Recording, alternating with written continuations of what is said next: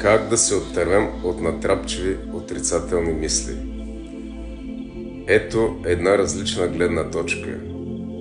Без значение дали са положителни или отрицателни, мислите са си мисли. Отрицателните мисли, тревожат човека.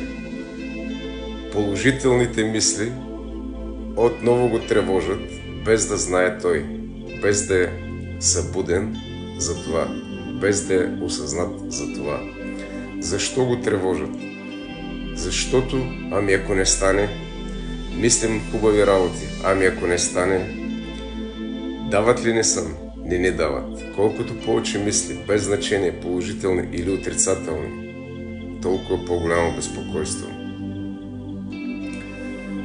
Да имаш мисли, положителни или отрицателни, означава, че не си тук и сега, не присъстваш достатъчно, а се ровиш или в миналото, или си фантазираш за бъдещето.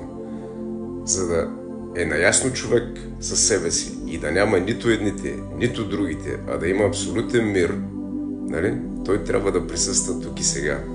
Присъствие тук и сега. Докато си назад в миналото или напред в бъдещето, никога няма да имаш спокойствие, без значение положителни или отрицателни мисли. Това няма никакво значение. Когато се научиш да ги виждаш и двете, тогава имаш мир. Тогава каквото идва, да идва. Каквото си отива, да си отива. Това не бива да те тревожи изобщо. Имаш абсолютен мир. Просто виж това.